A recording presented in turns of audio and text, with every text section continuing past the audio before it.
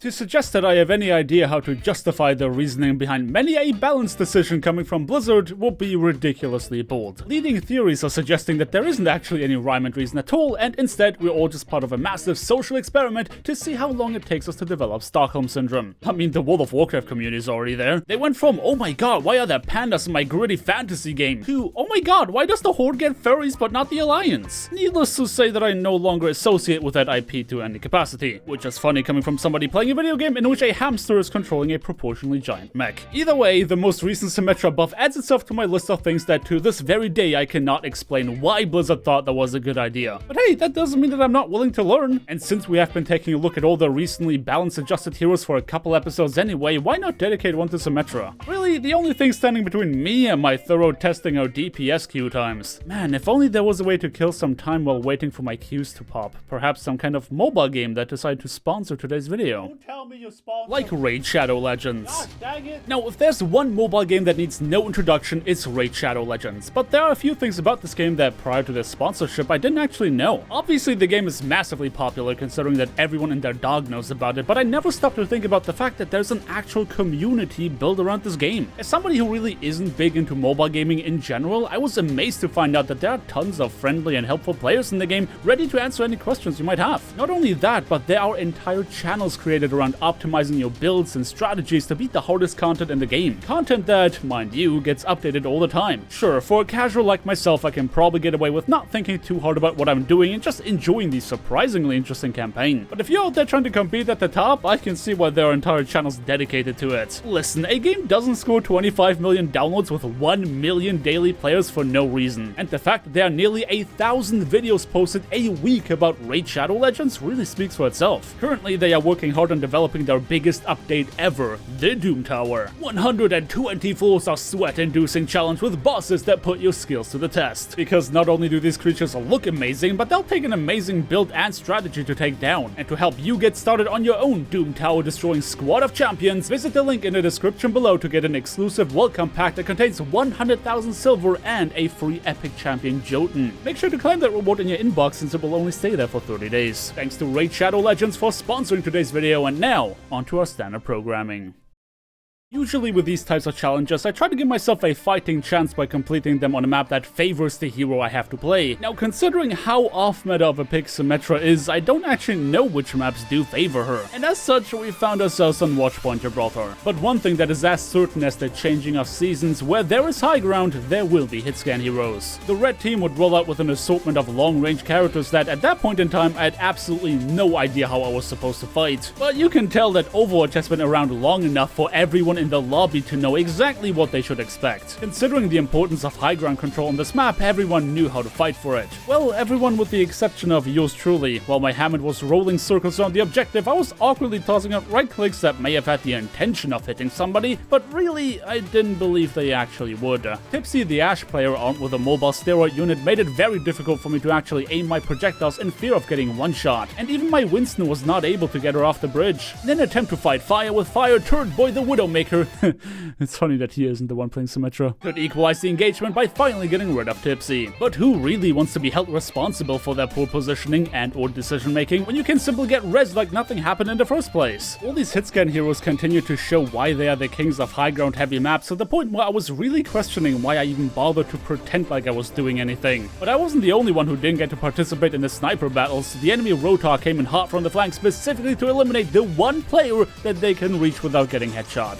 Me. I'm sure all the Symmetra mains in the comment section would have a perfectly suitable strategy to combat a flanking pig, and while I was feeling a bit smug about my teleporter play, ultimately my skills will be found lacking and I was sent back to the spawn room. I kinda hate to admit that there seems to have been a good reason as for why nobody cared to peel the Roadhog off of me in the backline. It's because they were perfectly capable of spawn camping the attackers without any of my help at all. Turret Boy did a good job showing me what it looks like when you actually shoot the people you reveal when using your ultimate, as opposed to just expecting your teammates to act on it. it, which they still did. I mean, my Winston had no reservations about making the enemy spawn area his home just to make sure that their supports can't make it out alive. And as much as our Widowmaker was dominating the sniper battle so far, confidence is a flimsy shield, and Turret Boy's forward positioning would finally be punished by Magnus. Of course, Miracle tried to undo their mistake, as Mercy tends to do, but the opposing Hammond must have been just as sick of all the resurrecting as me, giving him a good reason to punish that bold move. But the attacking team in large had still adopted a very timid playstyle, meaning despite some key picks, they decided not to push their advantage just yet. Of course, I was back in the front line by then, but really, my contribution to the fight has been minimal, and whoever survived the most recent poke war was now hiding in the server room. It felt like every sideline was now being controlled by the red team, and once again, our Winston tried to create some space for us to move out, but found himself eliminated as a result. Well, if our tanks can't take control of the high ground, then maybe I can. I used my teleporter to cross the distance, but once at my destination, found none of the enemies occupying the space. At that point, I tried to pull off my best hit scan impression as I fired off right clicks into the enemy team, who was more concerned with the objective than they were with my mere presence. I found myself stuck between a rock and a hard place as their Ash had me pinned down from the server room while the Rotar continued to poke me from our spawn site. And eventually, because of course I'd be kissing the floor once again. But I would not be the only one, because Magnus was making a point for how ineffective the most recent Widowmaker nerf really was to somebody who knows what they are doing, as they clicked head after head of every single teammate of mine trying to move out. To say that we were on the back foot would be an understatement. No amount of desperate stalling could loosen the attacker's grip onto the objective, and more worrying than that was the potential threat of a snowball defeat. We had to get our act together and come up with a counter strategy, but how is that even supposed to look like with a Symmetra?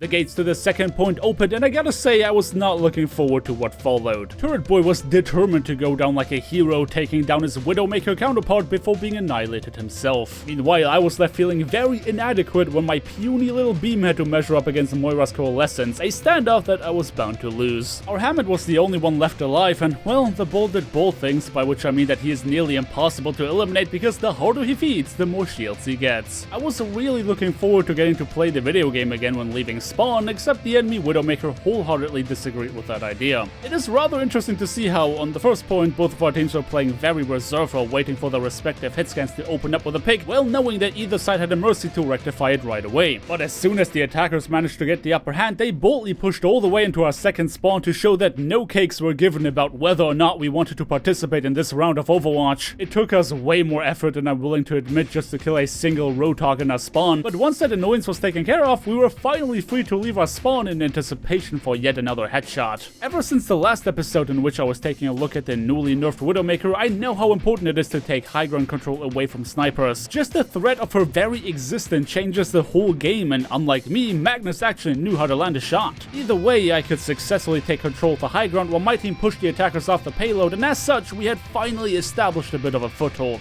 Turret Boy, now having swapped to a Genji, understood as much as me how important it was to keep these hit scans occupied, and with the help of my AOD type right-click spam, we made sure they couldn't click heads in peace. My Genji was making for a worthwhile distraction while I snuck up on Tipsy for a quick elimination before dropping down to microwave the pick like a dollar store TV dinner. Magnus decided to throw Honor out the window to assist the Roadhog via means of SMG spam, and an unfortunately timed reload assured that this strategy ended up being successful. Thankfully, I bought my team enough time to kill the enemy Hammond in our backline so that by the time the attackers had taken care of me, they could roll up and take out whomever I couldn't kill myself. As I walked my low mobility self out of spawn, I couldn't help but get Zenyatta vibes. It really sucks taking so long to get back to the fight because you feel like every second you spend walking rather than fighting is putting your team at a disadvantage. My team, however, didn't care about whether or not I was present, for they would be the ones to deliver the stagger spawn punishment that they were victim of on the first point. At that point, I was fairly certain though that Magnus' hero choices were strictly made just to annoy me, because once I had denied their Widowmaker high ground the first time around, they decided to switch to Tracer and ignore everyone else while trying to attack me in my den. But what I lacked in survivability, my Hammond more than made up for as he tactically positioned himself as my personal bodyguard. All I had to do was chain 2 right clicks on Magnus' twitchy little legs, and at last, revenge would be mine. Where the enemy hit scan did not allow me to do as much as peeking them on the first point, it was now I who denied them the privilege of visibility with my constant right click barrage. I know the temptation of wanting to get the slightest bit of damage out there just to feel like you're actually playing the game, but it will be that exact urge that ultimately created Asher's demise. With only 40 seconds left on the clock, Magnus made the swap to Doomfist and immediately tried to challenge me again, though this time they realized what kind of danger they put themselves into, and when they saw the return of my bodyguard, they quickly changed their mind. Since Magnus didn't want to play anymore, I decided to take matters into my own hands and, armed with a pocket mercy of my own, take on the 2v2 against Tipsy. They realized in no time what kind of danger they were in as the sound of a million angry bees followed the growing size of my microwave beam. Meanwhile, in our backline, Magnus must have had a severe lapse in judgment because they somehow found themselves in no man's land as far as the rest of their team was concerned, and for some reason passed up on the perfect opportunity to take out my Ana. Instead, Magnus decided to take their respawn timer into their own hands by rocket punching their way straight into a minefield,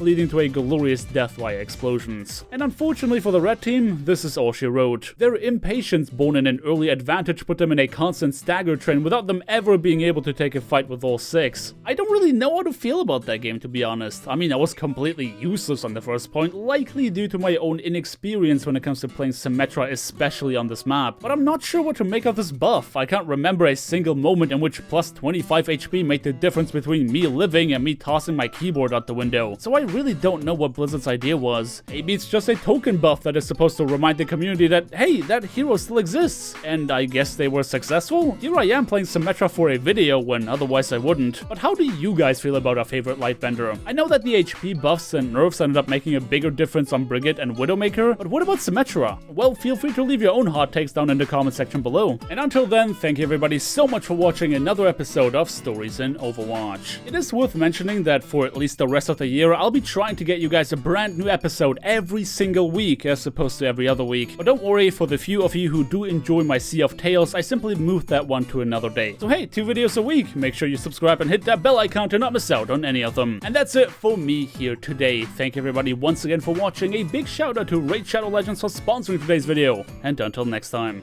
peace.